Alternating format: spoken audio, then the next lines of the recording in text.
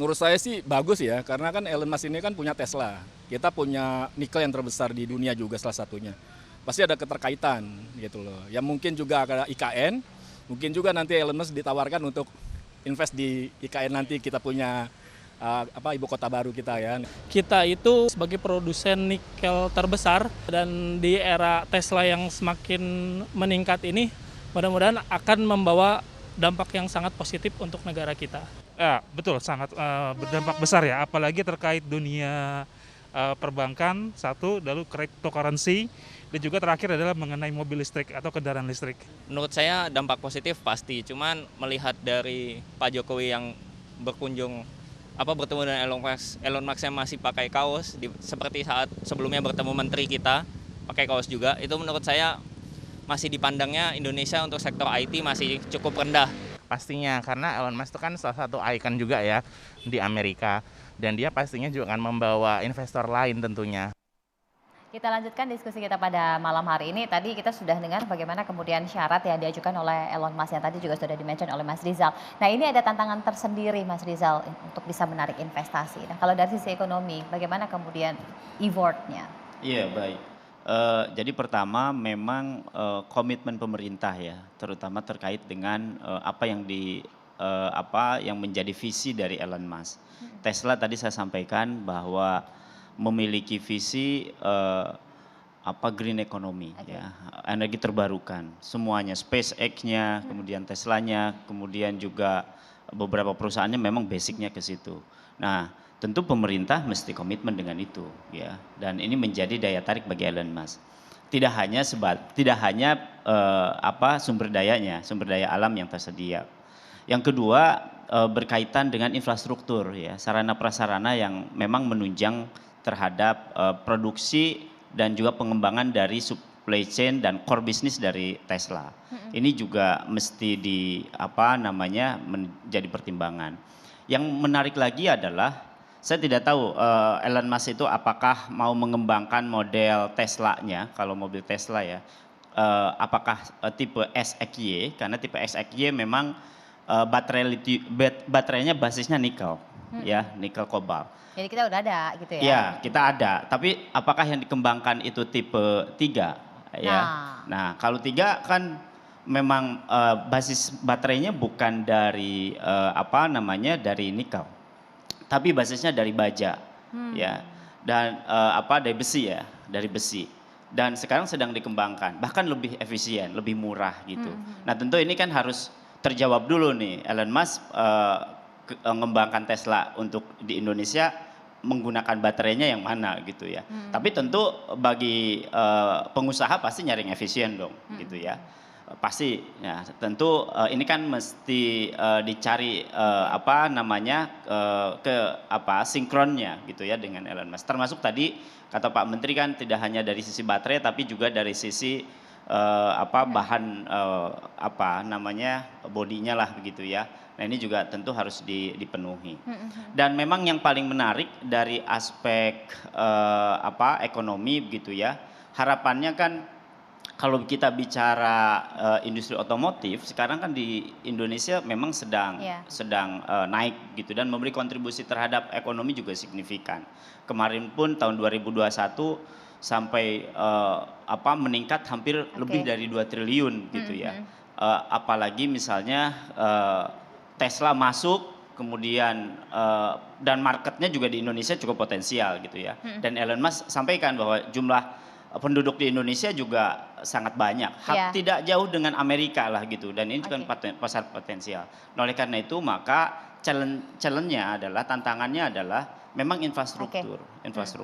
Pak Sani, ini ada infrastruktur yang harus dijawab, termasuk juga migrasi, transisi energi tadi yang disampaikan, yang kita sendiri progresnya ini ya dalam tanda petik agak lambat lah. Iya, jadi memang kalau bicara infrastruktur memang kan ada yang infrastruktur secara fisik ya maupun yang secara digital. Jadi itu yang juga harus diperhatikan, dan sebetulnya memang kalau saya melihat ya, sebetulnya jenis investasi Indonesia yang diharapkan pada saat ini, karena jumlah penduduk kita yang besar ya, dan kita punya sumber daya alam yang luar biasa dan segala macam, Harusnya itu yang program hilirisasi industri untuk menciptakan nilai tambah supaya betul-betul kita punya sumber daya alam itu tidak diekspor secara mentah. Itu kan kuncinya di situ. Yang kedua, dengan jumlah potensi, jumlah masyarakat kita yang banyak, ini juga tentunya kita berusaha untuk tidak terjadi sesuatu yang memang bisa mengakibatkan situasi masalah-masalah sosial. Itu tentunya industri-industri yang tetap berorientasi kepada padat karya atau labor intensive industry. Jadi harapan kami seperti yang dulu ya, kita pernah berjaya dengan tekstil, dengan garmennya, dengan alas kakinya dan segala macam yang bisa menyerap jumlah orang yang banyak, itu tetap dibutuhkan. Tanpa sekali lagi mengabaikan dari investasi yang sifatnya orientasinya kepada yang high tech itu. Ya, itu mungkin yang pendapat saya. Yang pertama, kemudian yang kedua, ya kita ini kan seringkali memang mudah untuk melakukan upaya-upaya menarik investasi masuk ke Indonesia. Tapi kemudian setelah itu bagaimana kita bisa memaintain hubungan dengan mereka sehingga mereka betul-betul bisa nyaman berinvestasi, itu juga yang mesti diperhatikan juga. Nah, di sini bicara mengenai hal-hal yang terkait dengan kepastian hukum, ya. Jadi seringkali regulasi kita ini kadang-kadang suka berubah-berubah. Itu yang harusnya dihindari, karena bagi pelaku usaha itu yang paling penting adalah kepastian, ya. Kemudian termasuk yang tadi sinkronisasi, harmonisasi regulasi antar kementerian, pusat, daerah, itu yang perlu diperhatikan. Dan yang terakhir itu menyangkut yang terkait dengan masalah insentif-insentif yang dijanjikan, itu juga betul-betul harus terrealisasi dengan baik. Karena seringkali apa yang terjadi itu kadang investor kecewa gitu, karena apa yang dijanjikan itu kemudian di dalam proses perolehannya itu kemudian tidak sesuai dengan apa yang dijanjikan. Itu yang mungkin jadi catatan bagi kami. Terima kasih. Mas Andri, ada beberapa catatan ternyata yang sampai sekarang masih menjadi PR. Kalau dari Komisi 6 kan kalau dari regulasi tentu DPR mendorong supaya ada regulasi yang sah dan Iya, dari Undang-Undang Cipta Kerja itu kan jelas memudahkan investasi dan memberikan kepastian hukum. Itu kan tujuan Omnibus Law itu, dan itu yang menjadi, makanya Pak Bahlil ini bukan jadi hanya kepala BKPM, tapi sudah menjadi Menteri Investasi dulu, dan levelnya juga sudah naik. Nah, tentu harapan kami ya, kita semua rakyat Indonesia, bahwa pertemuan-pertemuan presiden, bahwa teleponan presiden di akhir tahun 2020, lalu Januari 2021 tim Elon Musk datang ke Indonesia melakukan survei, lalu juga Pak Luhut dan Kadin juga hadir di bertemu Elon Musk, lalu terakhir tanggal 14 Mei yang lalu presiden bertemu, dan bahkan presiden juga akan mengundang Elon Musk datang ke Indonesia dalam rangka G20. Nah, harapan kita ini kan bukan hanya jadi penjajakan, tapi ada investasi yang konkret. Nah, saya punya keyakinan kalaupun ini jadi, dan harapan kita ini bisa jadi, tentu tempat investasi yang cocok ya di Batang. Karena di Batang inilah yang dipersiapkan betul oleh pemerintah secara infrastruktur, termasuk yang harapan-harapan Elon Musk itu green energy di situ. Nah, tapi memang tadi sampaikan oleh Mas Rizal ya, bahwa kita juga tahu ya saingan kita India. Ya. Saat ini Tesla sudah bangun pabrik di India. Lalu yang kedua, perkembangan teknologi yang baru itu. Indonesia memang betul ya, kita punya sumber daya cadangan nikel terbesar di dunia. 80% nikel kobalt itu cadangannya ada di Indonesia.